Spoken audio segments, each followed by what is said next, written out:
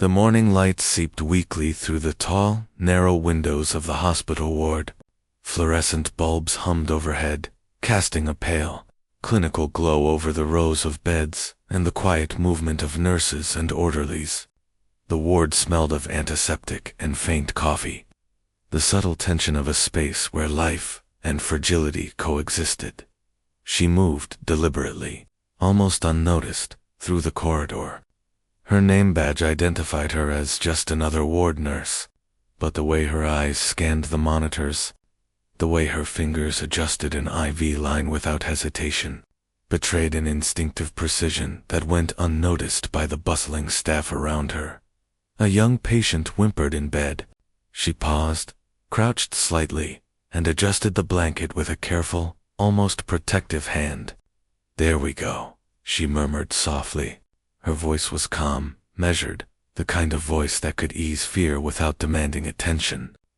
The patient's mother, standing anxiously nearby, glanced at her once, then returned to her phone, unconcerned.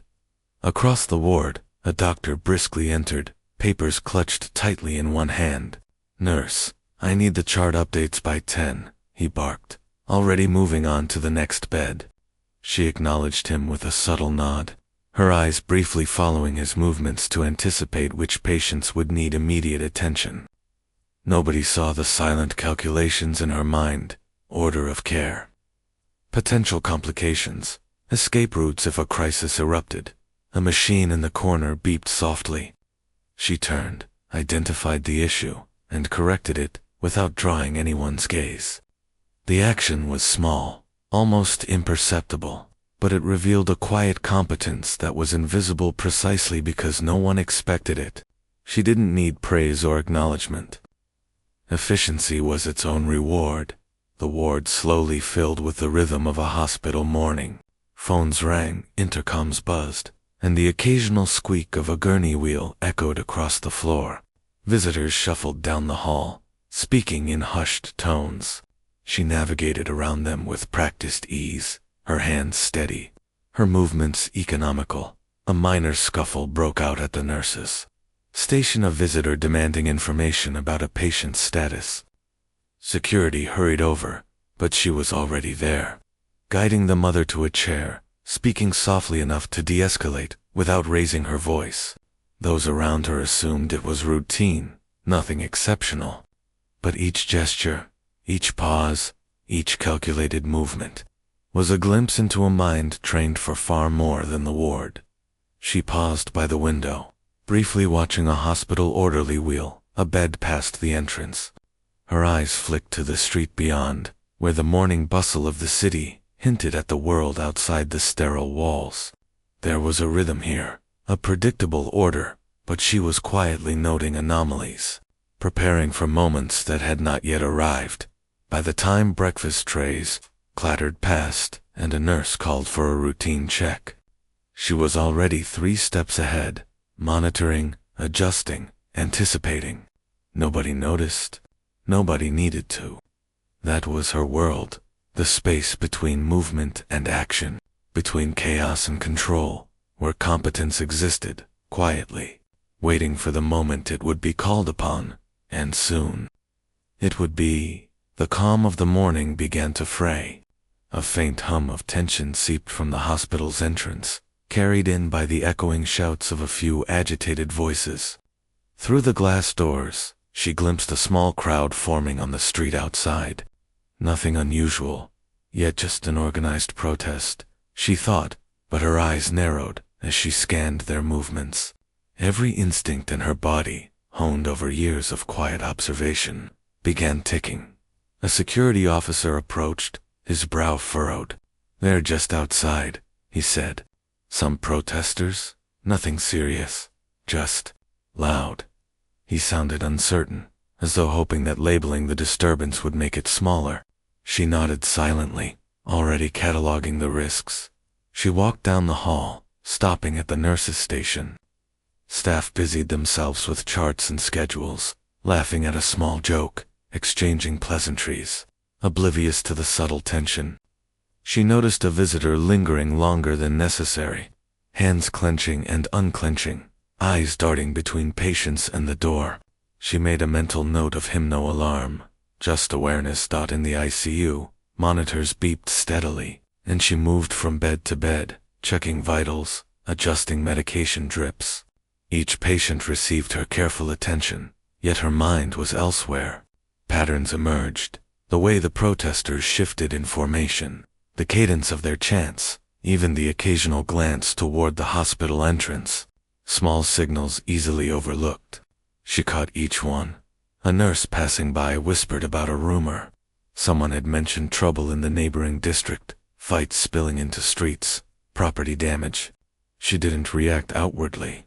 Instead, she examined the ward layout in her mind, noting choke points, alternative exits, and which patients might need the most immediate attention if the situation escalated by mid-morning. A few protesters had pressed against the glass doors, their voices rising. Staff moved cautiously near the entrance, unsure how to respond. The nurse observed quietly, then adjusted a rolling gurney, subtly positioning it near the main corridor, just enough to provide cover if the crowd pushed inward. No one questioned it. It appeared incidental, a matter of convenience. A junior nurse approached, asking her about a patient's medication schedule. She gave clear instructions, precise and measured. Yet, even as she spoke, she kept scanning, hands resting lightly on the counter, eyes flicking toward each point of entry. Every sound, every movement outside, was logged silently in her mind. Through the intercom, a voice called security to the entrance. The nurse watched as the officer hesitated, scanning the crowd without a plan. She didn't intervene yet. Instead, she began organizing staff subtly, ensuring hallways were clear. Patients nearest the doors were settled, and staff knew which patients required immediate attention. No announcements, no orders, just quiet preparation. A sudden shout from outside made a tray of breakfast fall in the lobby, clattering to the floor. Visitors flinched. Nurses glanced around in alarm. She moved calmly toward the commotion, guiding frightened patients and staff with a steady voice, her presence grounding them even as chaos whispered at the edges of the ward. By the end of the hour, attention hung over the hospital like a storm cloud. She returned to her station near the center of the ward, watching the doors, the streets, the shifting crowd beyond. Nobody acknowledged her awareness, but in that quiet observation, she was already 3 steps ahead. She didn't panic. She didn't announce a plan, but the first pieces of the puzzle had fallen into place. The protest was no longer just a distant murmur. It was moving, growing, and if it breached the hospital, the ward would be tested in ways no one yet imagined, and she would be ready. The first crack of glass echoed down the main corridor before anyone had time to process it. The automatic sliding doors had been forced open from outside, splintering under the weight of the crowd. A wave of shouting, pounding, and rushing footsteps swept through the entrance. Carrying the energy of anger and chaos into the hospital, staff froze. Visitors screamed. Patients began crying, some trying to hide under blankets or behind chairs. Security officers moved quickly, but they were outnumbered, reacting rather than leading. Panic rippled through the ward like electricity, infecting everyone in its path. She stood near the nurse's station, hands folded lightly, eyes calm and scanning. To an onlooker, she was just another nurse caught in the middle of a storm. But inside her mind, a careful analysis unfolded. Exits, barricades, vulnerable patients, potential threats. Every path the rioters could take, every point where someone might be hurt, was accounted for. The first rioter burst into the ward, pushing past a receptionist and waving a makeshift weapon. Other staff members shouted for him to stop, but their voices were swallowed by the din. The nurse stepped forward, not aggressively, but deliberately, her body language asserting space, without confrontation. She guided a small group of frightened patients into a side room, whispering instructions that were precise and calm. Stay low. Lock the door. Wait for my signal. Nearby, A security officer struggled with another intruder. She observed the movement, noting weaknesses in the approach, silently calculating how she could intervene if needed. She didn't shout or charge. She didn't need to. Every subtle motion tilting her head, the way she positioned herself between the patient and danger communicated authority without words. A nurse yelled for a code blue as a patient's heart monitor flatlined amidst the chaos. She moved immediately, checking the patient's vitals and stabilizing the IV line while keeping one eye on the ward entrance. Her movements were fluid, purposeful, controlled, a stark contrast to the surrounding panic. Even the most frightened staff unconsciously followed her lead, moving toward the areas she directed them to. The rioters pushed further into the corridor, breaking down barriers, shoving wheelchairs aside. She intercepted one intruder near a critical area, her hands steady, her posture commanding. Without force, without confrontation, she blocked his path, guiding him toward an exit with a simple verbal cue. His hesitation, the pause in his forward motion, revealed the respect, even if unspoken, that her composure commanded. Meanwhile, alarms shrieked and monitors blinked erratically. Patients clutched their beds, some screaming for family members who were too far away to respond. She moved quickly between them, adjusting positions, closing doors behind her, and ensuring that those most vulnerable were protected.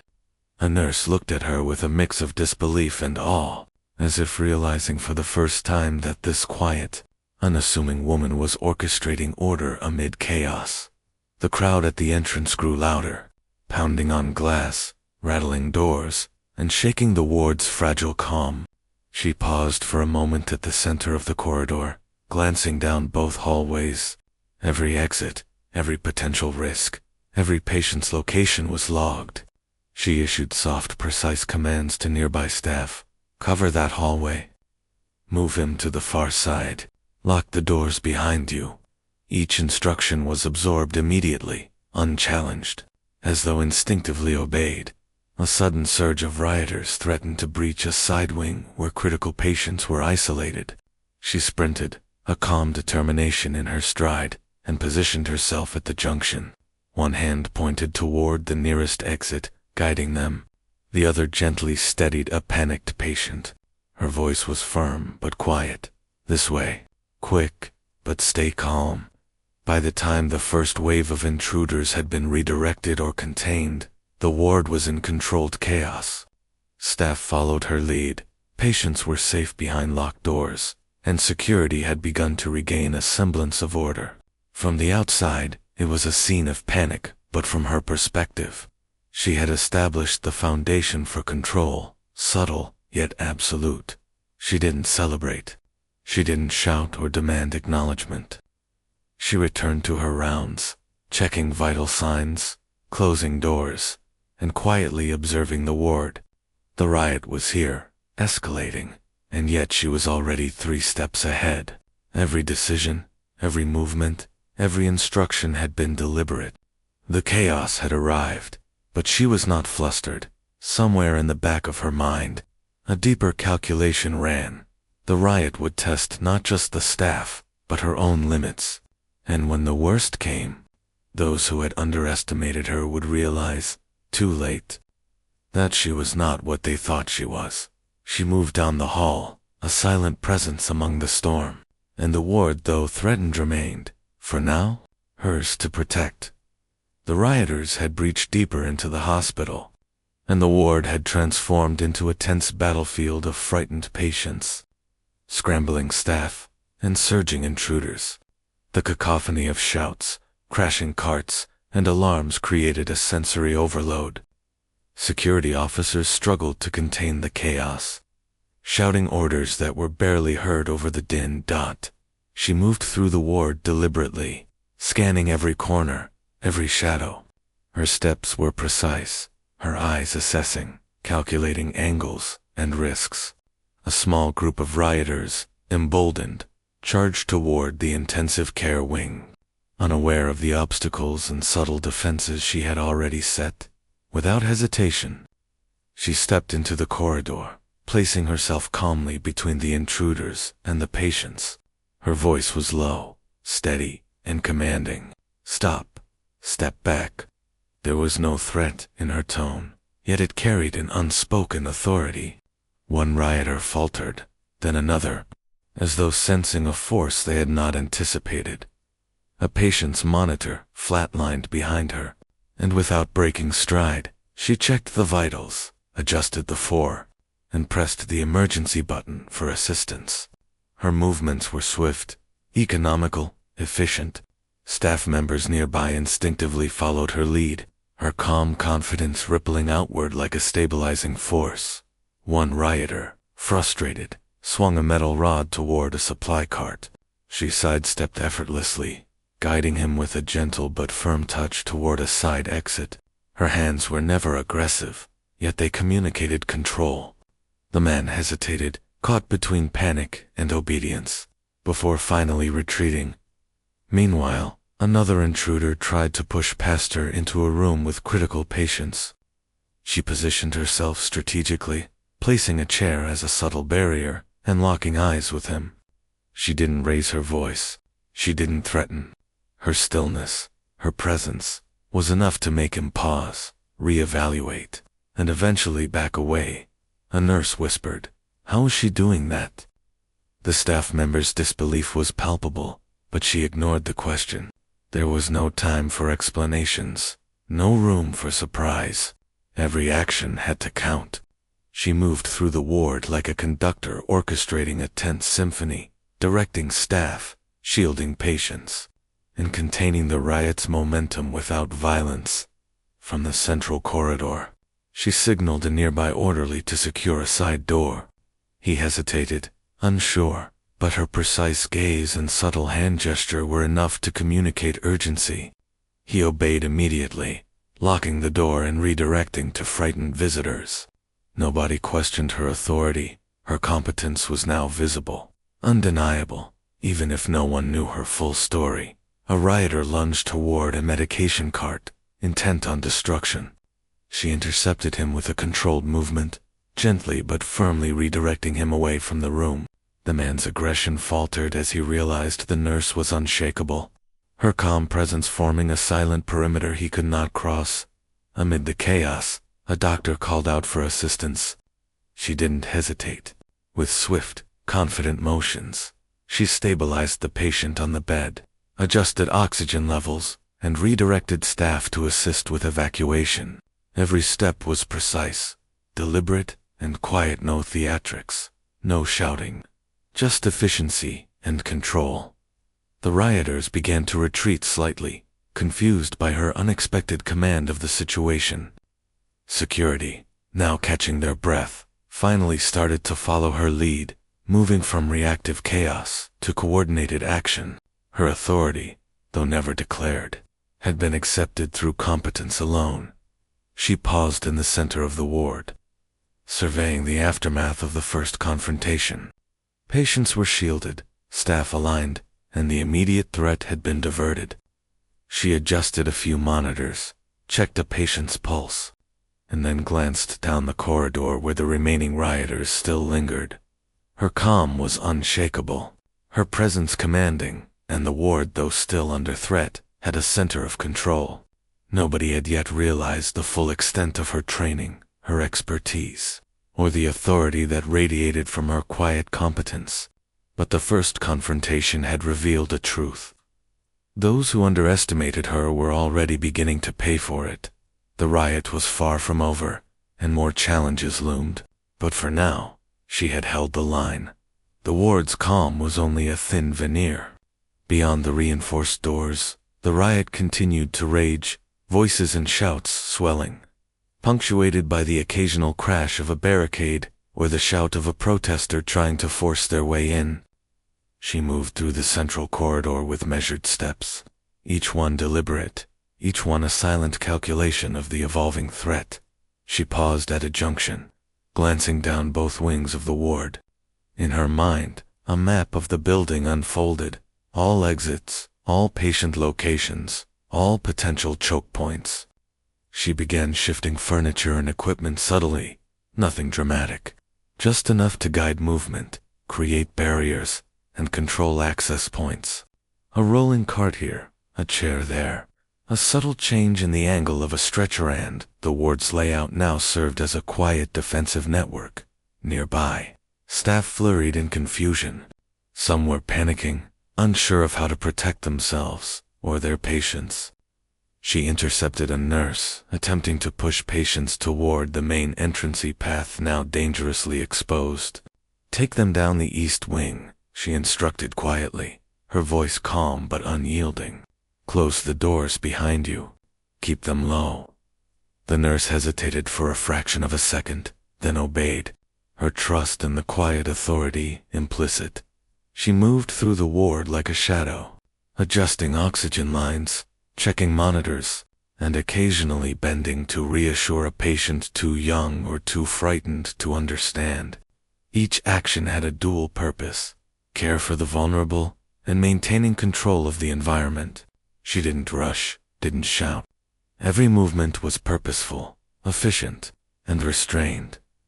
A rioter surged toward the intensive care wing, trying to break past a door that had been blocked by a chair and a supply cabinet. She was there in an instant, standing silently in the corridor. Her gaze met his, steady, unyielding. Without raising her voice, she gestured subtly, guiding him toward an exit route she had prepared moments before. He paused, confusion flashing across his face, then backed away. The ward's first improvised tactical barrier had held. She signaled another orderly to reinforce a door near the pediatric wing. The man hesitated, questioning her silent direction. A single tilt of her head, a subtle shift of her weight, conveyed urgency and command. He obeyed instantly, securing the door without question. She didn't need words. Her authority had been earned through action. In the chaos, a patient began to deteriorate, a sudden drop in oxygen, irregular heartbeat. She moved immediately, adjusting the ventilator, stabilizing the patient, all while one hand remained free to intercept another potential threat. Her dual focus, balancing care with security, drew silent admiration from staff, who were barely aware of the depth of her competence. Her eyes flicked to the glass doors leading to the main entrance. The protesters outside were becoming increasingly aggressive. Security was stretched thin, reactive rather than proactive. She calculated evacuation paths for patients, defensive positions for staff, methods to delay intruders, all in seconds. She moved to implement them, rearranging trolleys, redirecting foot traffic, and establishing subtle visual signals for the team. A nurse whispered nervously, She's thinking ahead of us all." No one said it aloud, but the sentiment lingered. Staff had begun to follow her lead instinctively, moving without direct orders, their actions guided by the quiet competence she exuded. She paused briefly near a corner, assessing her options. A minor fire alarm had been triggered accidentally by smoke from an overturned tray. She secured the area, moved patients away, and checked exits. Every risk was accounted for: crowd surges, patient vulnerability, staff fatigue, and even her own endurance. She was aware that the coming escalation would test all of these limits. The riot's energy was beginning to infiltrate the ward in waves, probing weak points. She had transformed the environment, however subtly, into a controlled grid. Staff and patients were positioned for safety. Intruders were being funneled away from critical areas. It wasn't flashy. There were no dramatic confrontations. Yet the tactical shift was undeniable. The ward was no longer chaotic. It was structured, guided by someone whose authority was earned silently, without recognition or announcement. She allowed herself a brief glance down the corridor, noting the subtle changes she had orchestrated. Barricades, patient clusters, staff positions, all aligned. She did not breathe heavily, did not pause for acknowledgement. The ward was ready, prepared to face the next wave. And in that preparation, the first hints of her hidden expertise began to ripple outward. Staff who had doubted, rioters who had faltered, and even the subtle glances of security officers now betrayed a dawning awareness that the quiet nurse in their midst was far more capable than anyone had assumed. The storm was not over. It would rise higher, strike harder. But her ward was no longer a helpless space. She had shifted the tide. The roar from the hospital entrance intensified. Shouts, pounding feet, and the crack of breaking glass resonated down every hallway. The riot was no longer just a threat. It had become an immediate danger to patients and staff alike. Fear hung in the air, heavy and oppressive. But she moved through it with calm precision, scanning the ward for vulnerabilities and emerging patterns in the chaos. A group of rioters surged toward a wing where critically ill patients were clustered. Security officers tried to intercept them but were outnumbered and disoriented. She positioned herself near the intersection of two corridors, calculating angles and assessing risk in real time. Her first priority was containment, slow, measured, non-violent, yet effective. Every step, every gesture, carried unspoken authority. A patient in a nearby bed began to panic, struggling against restraints. She knelt, speaking in a quiet, steady tone. "I'm right here. You're safe. Listen to my voice." Her hands moved with calm assurance, adjusting the oxygen and repositioning the patient, all while monitoring the advancing threat. Her restraint contrasted sharply with the chaos around her. Creating a pocket of order, the rioters breached a supply room, overturning carts, scattering medical tools. She intercepted one of them with a subtle movement, blocking a hallway without physical force, directing him elsewhere with a firm tone and steady gaze. He faltered, confused, giving her the small but critical advantage she needed to protect the patients in the adjacent wing. The ward had become a tense web of threats and vulnerabilities. Staff scrambled, some paralyzed by fear, some moving haphazardly. She guided them quietly, using gestures, brief instructions, and eye contact. "Block that corridor. Move the ventilated patient first. Stay low. No explanations, no alarms, just action." The nurses obeyed instinctively, drawn to her composed decisiveness. A rioter pressed into the pediatric area, and a young child began crying uncontrollably. She approached calmly, kneeling beside the bed, shielding the child with her body. Her movements were deliberate and protective. She whispered instructions to a nurse assisting her, directing them to secure exits, all while keeping a constant watch on the intruder. The man hesitated, distracted by her unexpected control, allowing the staff to reinforce the barrier behind him. Another complication emerged. A minor fire had started in a trash bin knocked over by a rioter. Smoke began to fill the corridor.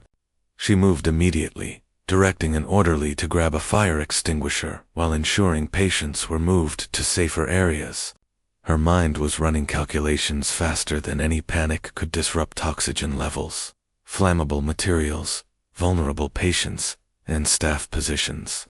She balanced crisis management with tactical oversight, never letting the chaos compromise the safety of the ward. Amid this escalation, a decision loomed. A critical patient required immediate attention, but moving them would expose them to the riot. She hesitated for only a fraction of a second before acting. She positioned herself between the patient and the approaching threat, guiding the staff and patient with a controlled efficiency. The risk was personal. She exposed herself to potential danger, but her restraint remained intact. Every action was precise, every choice deliberate, and every decision carried a moral weight. A rioter lunged toward a medication cart, intent on destruction. She blocked him with a subtle shift of her body, never raising her voice, never striking. But the authority in her posture made him hesitate. Staff and patients behind her moved safely to adjacent rooms, following her unspoken direction. For the first time, some of the staff began to whisper among themselves, realizing that the quiet nurse in their midst was orchestrating survival. Through the smoke, the noise, and the tension, she remained calm. She rotated through positions in the ward, continually reassessing risk, shoring up defenses, and protecting the most vulnerable.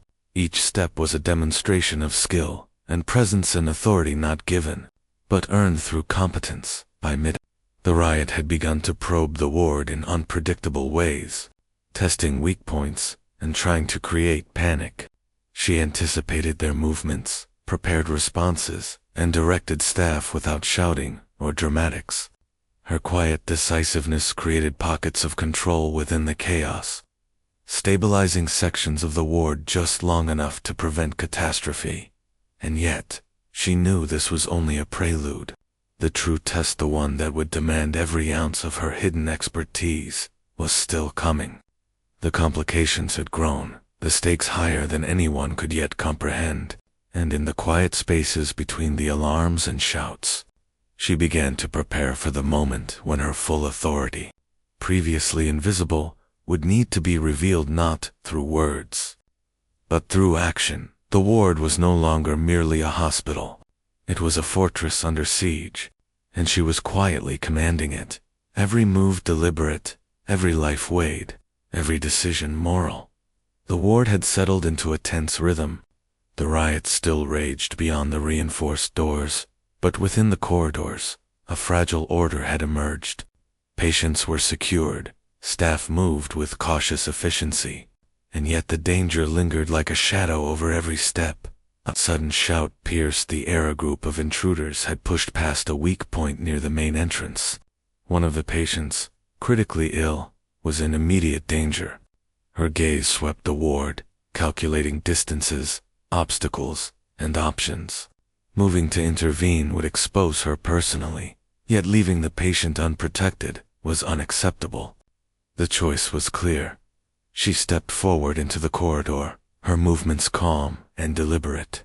Every step was precise, measured, her body posture conveying authority without aggression.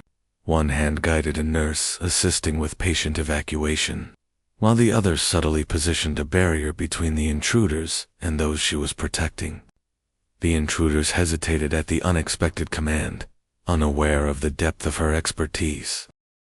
As she guided the patient to safety, an object, an overturned tray, tumbled toward her, striking her shoulder.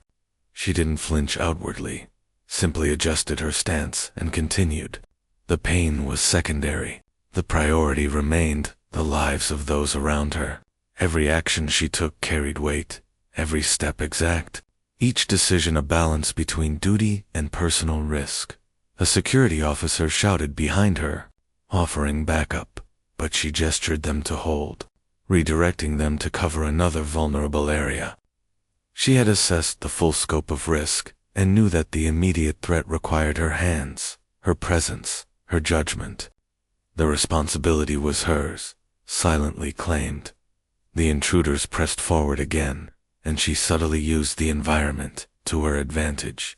A gurney, carefully positioned earlier, blocked the direct path, while she maneuvered the patient along a safer route. Her authority was never declared, but in the way the intruders reacted, hesitation, missteps. The pause in their aggression, the command was clear. Another nurse whispered in awe, "I've never seen anyone move like this." She ignored the comment, focusing entirely on the task at hand. Her mind ran a silent checklist, every patient accounted for, every staff member positioned, every exit and weak point reinforced. In the midst of chaos, her restraint was her weapon, her presence her shield. A small fire broke out in a side corridor, smoke curling toward the ward. She directed an orderly to contain it while shielding patients, moving without fanfare or dramatics. Her dual focus, protecting life and maintaining tactical control, demanded sacrifice. She allowed herself no pause, no hesitation, even as exhaustion began to creep into her limbs. At one point, she had to push herself into the direct path of a rioter to prevent a critically ill patient from being exposed. The man swerved at her unexpected calm, giving her the precious seconds needed to guide the patient behind a secure door. The strain was tangible, her shoulders tight, breaths measured, but she showed no fear, no panic. Her sacrifice was quiet, invisible, yet total. Staff around her began to follow instinctively, drawn to her calm competence. Even the most frightened nurses began moving with clarity, guided by her example. In that moment, her authority became undeniable, not through words or formal rank, but through action, presence, and moral courage. By the end of the escalation, the immediate threat had been contained. The patient was safe, staff were aligned, and the ward had held. She leaned briefly against a wall, checking her own pulse, feeling the weight of the day pressing into her muscles and mind. She had given more than most would ever see. And yet she remained in the background, understated, unrecognized. The riot was far from over, but the choices she had made, the risks she had taken, and the quiet authority she had exerted had ensured survival for those in her care. Every sacrifice had been deliberate, every movement precise, every moral line weighed, and in that silent control, in the calm after the immediate danger, she allowed herself a single thought. She had done what was necessary, and nobody had to know. The riot had reached its peak. The shouting, banging, and screams from outside the reinforced doors seemed to press inward, threatening to break the fragile order she had maintained. Staff moved with controlled urgency, following the quiet directives she had established. But the tension was palpably step, every breath. Every movement carried the weight of potential disaster. She stood at the center of the ward, scanning every corridor, every doorway, every vulnerable patient. Her calm presence drew others into alignment.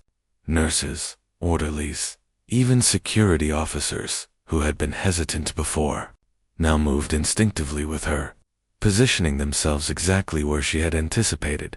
A small group of rioters forced their way into the central hallway.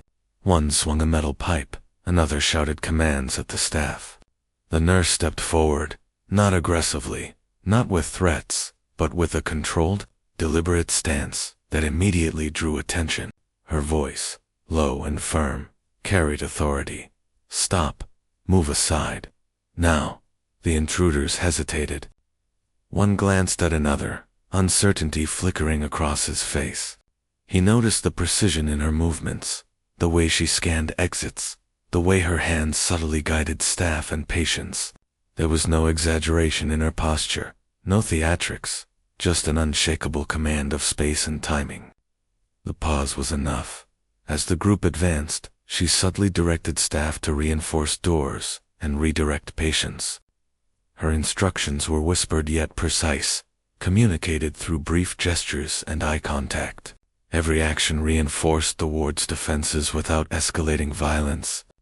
She positioned herself between the intruders and the most vulnerable patients, a silent signal that this line could not be crossed. One rioter tried to push past, his frustration mounting. She shifted her weight slightly, blocking the corridor, then pointed toward an alternative exit she had prepared moments before. He faltered, unsure, giving her the margin needed to move patients and staff out of harm's way. The authority in her presence was unspoken but absolute. A fire alarm triggered again, smoke curling into the hallway. She directed staff to contain it, while continuing to maintain control over the advancing threat. Every step she took was a careful balance: protect the patients, maintain order, and keep the rioters from realizing just how much influence she wielded. There was no aggression, only decisive, precise action. A small child cried in the corner, frightened and disoriented. She knelt beside the bed, shielding the child with her body while continuing to guide others. Even as chaos raged around her, her calm energy formed a protective bubble, anchoring the staff and patients alike. Her competence spoke louder than any words could, commanding compliance and respect from everyone present, even the intruders. The rioters began to hesitate, the rhythm of their assault faltering under the silent authority she projected. Security officers, now regaining coordination, moved to reinforce her perimeter. Staff followed instinctively, every action aligning with the unspoken plan she had. already constructed in her mind. She briefly checked the most critical patients, adjusting monitors, ensuring oxygen levels were stable, and confirming that everyone was accounted for. Each movement was deliberate, every decision calculated, and every risk weighed. Her mind was a precise balance of patient care, tactical positioning, and moral responsibility. Finally, the lead rioter stepped back, confusion evident, frustration met with hesitation. He glanced at the nurse, then at the coordinated ward around him, the barriers, the guided staff, the calm patients. Without realizing why, he withdrew. The remaining intruders faltered, retreating toward the entrance as the tide of the ward's defense held firm. She exhaled quietly, not with relief, but with the calm acknowledgement that the immediate danger had been contained. The ward was intact, patients unharmed, and staff aligned. There had been no dramatic showdown, no theatrics, no headlines, just controlled authority, precise judgment, and the understated execution of expertise. Security officers offered nods of acknowledgement. Staff exchanged quiet glances of astonishment, and the patients remained unaware of the full scale of what had just unfolded. She returned to her rounds, checking vitals, adjusting lines, and closing doors behind her. Nothing had changed in the way she carried herself, her work, her focus, and her quiet presence remained. The riot outside continued to fade, but inside the ward, order had been restored. Her authority was now fully implied, earned not through words or recognition, but through action, calm decisiveness, and unwavering competence. She did not seek praise. She did not demand acknowledgement. She moved through the ward with the same quiet precision as before. Her presence a stabilizing force, her hidden strength fully demonstrated, yet understated. The storm had passed. The ward had survived, and she had remained, as always, the quiet center of it all. The riot had receded. Outside, the distant sounds of sirens and dispersing crowds lingered in the air. But inside the hospital, a fragile calm had returned. Hallways that had once echoed with shouts and chaos now hummed softly with the low beeps of monitors and the quiet shuffle of exhausted staff. She moved slowly down the central corridor, pausing at each patient's bedside. Vital signs were checked, blankets straightened, IV lines adjusted. Her hands were steady, her eyes calm, and her presence radiated reassurance, though she said little. The staff around her, still catching their breath, moved more confidently now, subtly guided by the structure she had silently imposed. Security officers lingered near the entrances, exchanging quiet reports with each other. Some of them shot fleeting glances toward her, a mix of admiration and disbelief, but no one approached to praise. They knew recognition wasn't hers to claim. It had never been. A nurse whispered to another, "I've never seen anyone keep control like that." The words barely rose above a murmur, and she heard them, but did not respond. She adjusted a monitor, then moved to check on a recovering patient, allowing the quiet satisfaction of the day's work to settle in her chest. In the supply room, trays of fallen instruments were collected, trolleys righted, and the ward's routine slowly resumed. She oversaw these small actions with the same care as the crisis before, ensuring nothing was overlooked, nothing left unresolved. Every movement was deliberate, measured, and exact. She paused briefly at the nurse's station, observing the staff. There were subtle nods, quiet acknowledgments, but no ceremony, no applause. Just awareness, a silent respect for someone who had commanded without declaring it, who had acted without boasting, who had guided lives through chaos with precision and restraint. The sun had begun to dip behind the tall windows, casting long shadows along the corridor. She adjusted the blinds, checked the last of the patient charts, and began her evening rounds. The hospital was alive again, but subdued. A quiet echo of the storm that had passed. She passed the main entrance once more, glancing at the street. The riot's aftermath was visible in the scattered debris, but it felt distant, almost irrelevant now. Inside, the ward was intact, the patients unharmed, the staff aligned, and the subtle authority she had imposed remained firmly in place. Her work continued as if nothing had happened, calm and methodical. She checked the last monitor, adjusted an IV, and quietly ensured a young patient had a blanket tucked securely around them. The room smelled faintly of antiseptic and quiet endurance. Nobody would write her name in headlines. Nobody would celebrate her actions. But the ward was safe, the patients alive, and the staff capable of continuing without panic. She did not need recognition. The results were enough. She paused in the center of the ward, standing silently. The chaos had passed, the threat had been neutralized, and the quiet order she had imposed lingered in every corner. Then, without ceremony, she returned to her rounds, moving through the hospital with the same steady, deliberate calm as before, a guardian, unnoticed, unpraised, but fully present. The ward was safe, the patients were protected, and she remained, as always, the quiet center, her authority unquestioned, her presence understated, and her work complete.